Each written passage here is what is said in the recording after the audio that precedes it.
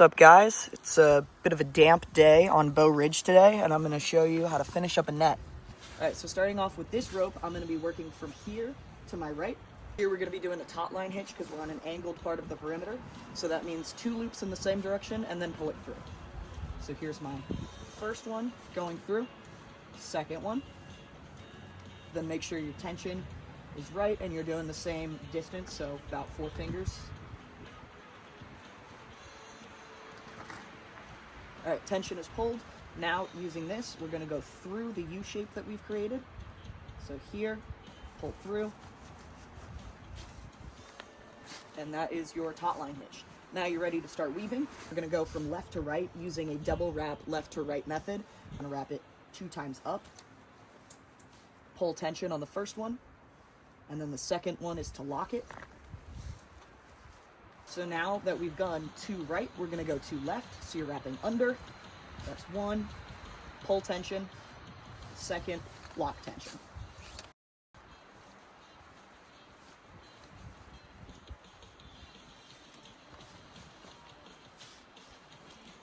So now that we're done with our weave, we've reached the perimeter, the border rope. So we're going to do the same taut line hitch and pull the tension all the way in.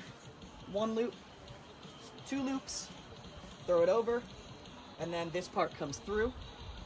There. Bang. There's your taut line hitch. And then with these ones, when it's the end of your rope, you always want to do a stopper knot because these ones will slip. Like your square knot. Just through. Done.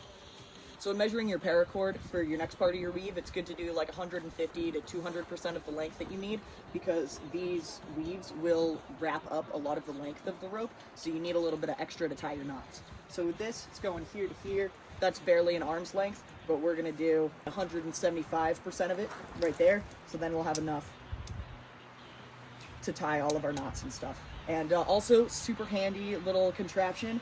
Get one of the keychain lanyards and put your knife on it, so that way you can just let go, it goes anywhere, but you can grab it and go whenever you need. Best thing that I've gotten so far for tree nets. So just going over this one more time for you guys. We're doing our taut line hitch with a stopper knot. So 2 over, 1 under and through, and then you've got your stopper knot, which is just a regular overhand knot. Make sure that's snug on there, and then you're ready to start weaving. And for remembering which way to weave, you can see that this one has gone 2 up and then 2 down. So since this one's up, this one needs to be down. So it's pulling towards me rather than away from me. Do that twice, hold the tension, good to go.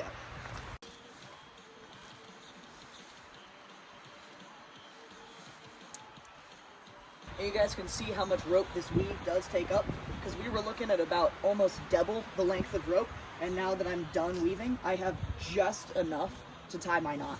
That's how much rope gets sucked up into these little bends. So always better to over than underestimate. So doing our taut line hitch, same thing, double over, 1 through, stopper knot. That's another row.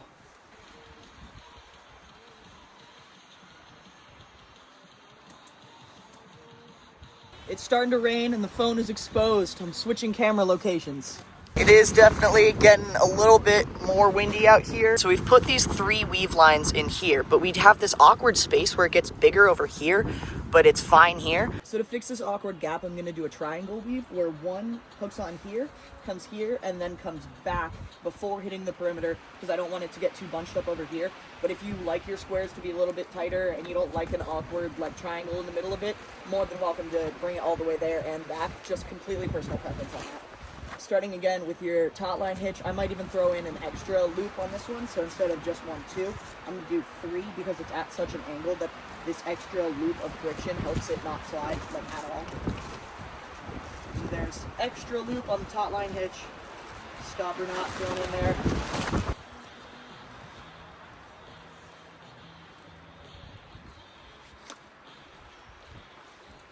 So it's getting a little cramped up here. So this is where I'm going to do my reversal.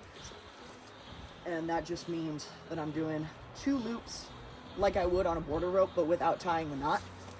So here, and then we're just gonna start going backwards.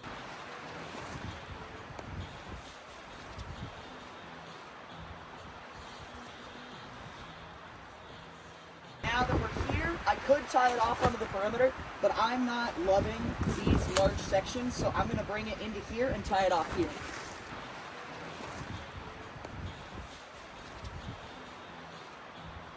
All right, we are almost done with this section. I'm gonna say 3 more rows here, super short, and we can do that all with just 1 line of paracord because it's so skinny.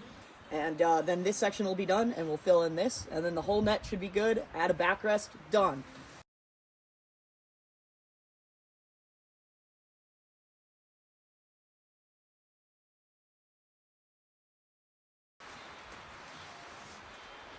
All right, this section is done, looking pretty good, and now we're gonna move into just filling in some more gaps.